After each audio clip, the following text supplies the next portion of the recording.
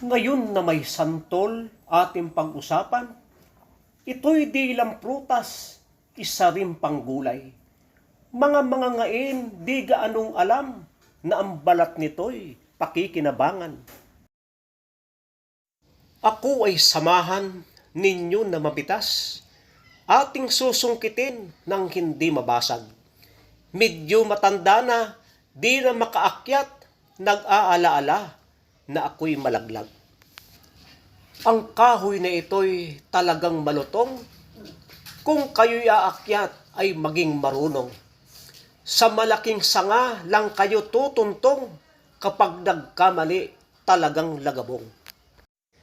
Ang puno na ito, ang bungay maasim, mga manghihingi hindi ito pansin.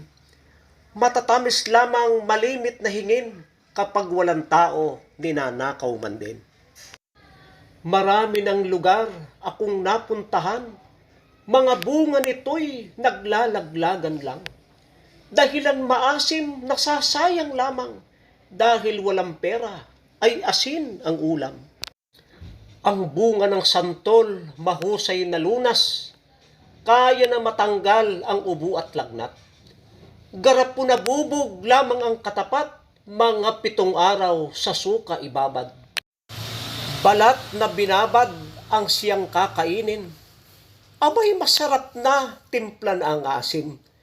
Kahit nakahigay ay utik-utikin, pati si punayhay matatanggal man din. Kaya bunga't balat ating gagamitin, ngayon ay taghirap huwag sasayangin. Maya-maya lamang ating lulutuin, mga ilang araw ito uulan. At kung mayroong santol na bungay maasim, nasasayang lamang hindi pinapansin. Kung sinong may-ari inyong kausapin, kayo ay manghingi, hindi bibiguin. Nalaglag na bunga, pag di naman bulok, kung takot umakyat, kayo ay mamulot. Kapag matigas pa, pag inyong pinindot, iyan ang sinyalis na hindi pa bulok. At kung plano na may gumawa ng suka, inyong magagamit mga bungang luma. Kahit malambot na at mamasa-masa, madaling umasim, di maaaksaya. Di pa ganong hinog kinuha na namin, mga balat nito'y talagang maasim. Medyo madagta pa pero ayos na din, dahil balat lamang aking gagamitin. Kung buto lamang ang ating kakainin, kaunting katas lang ating masisimsim. Makapal na balat ating sasayangin, sa halip na ito ay ating ulamin.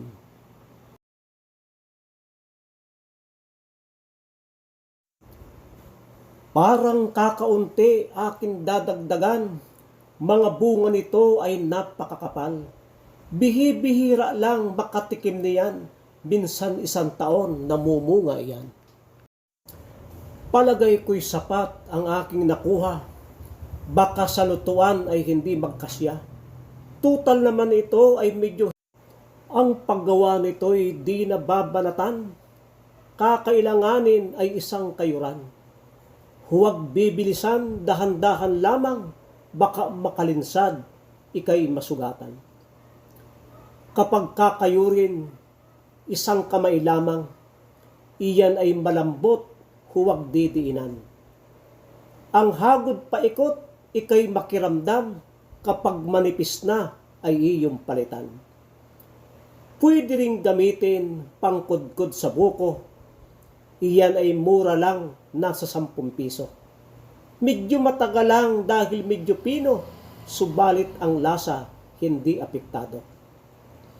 Pwede rin sa blender, kahit mumurahin, gagayatin muna, medyo paliitin.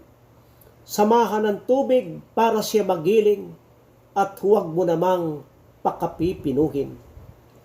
Kahit na ang balat ay hindi balatan, ang magiging lasay pari-pariho lang. Di na makikita ang dilaw na kulay, mas marami pa nga, di mababawasan. Ang maganda dito ay pwedeng iimbak, sungkitin ang bungat kayuri na lahat. Sa mga urukan ay doon ilagak at lagyan ng asin ng maging maalat. Ang alat at asim kapag pinagsama, hindi na uubra ang mga bakterya. Iyan ay tatagal at hindi aanta, tagsantol na pala ay may stock ka pa. At kung ibibinta ang iyong produkto, dito sa Laguna ay 60 ang kilo. Talagang ito ay magandang negosyo. Pwede kang yumaman basta sipagan mo. Ang binurong balat, magandang pangasim. May araw na mahal itong kalamunding kalamansi yan. Kinudkod na balat ay inyong tukuyin. Kahit na matagal ay maasim pa rin. Mayroong mga bayan dito sa Laguna, magburo ng santol ang trabaho nila. Sa mga tiyanggihan nila dinadala, puhunay kaunti ang laking ganansya. Papuwer na luto nito'y ginataan, pag naglatik-latik ay anong linamnam. Mga ilang niyog ang iyong kailangan, huwag titipirin ng ikay ganahan. At papagain mo sa kaunting tubig upang sa pagluto ay hindi mainit. Mahal ang panggatong, ngayon ay pandemic, ugaliin natin na laging magtipid. At ngayon naman ay lulutuin natin. Ang dating maasim ay pasasarapin. Ang gata at halang ay pagsasamahin para naman tayo'y ganahan ng kain. Dalawang klaseng sili ating ilalagay. May luyat paminta, pandagdag ng halang. Gata na malapot, magpapalinamnam, lagyan ng bagoong kung di vegetarian. Ang paraang ito'y igigisa muna. Dito ay babango mga sangkap niya.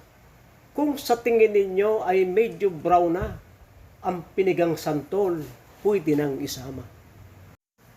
Ang ilalagay nyo'y unang gata lamang para sa pagluto ay hindi matagal. Mas masarap ito kapag walang sabaw. Ito'y iniiga at tinatayangtang. At sa pagluluto, huwag nang tatakipan. Mabilis maiga ganitong paraan. Hindi rin masama na ito ay takpan. Ang lasa niyan ay pare-pareho lang. Nilagyan din natin ng pula na lara upang ang kulay niya ay lalong gumanda. Ito rin naman ay pandagdag sustansya, magandang sausaway namumula-mula. Ang siling panigang maganda ring sangkap, pandagdag ng bangong humahalimuyak. Kung makakalangan ang kakaing anak, huwag nang biakin ang halang kakalat. Ito ay luto na, kay bangong lang hapin. Ang balat ng santol, ang sarap ulamin. Ang katapat nito'y mainit na kanin, maya-maya lamang kami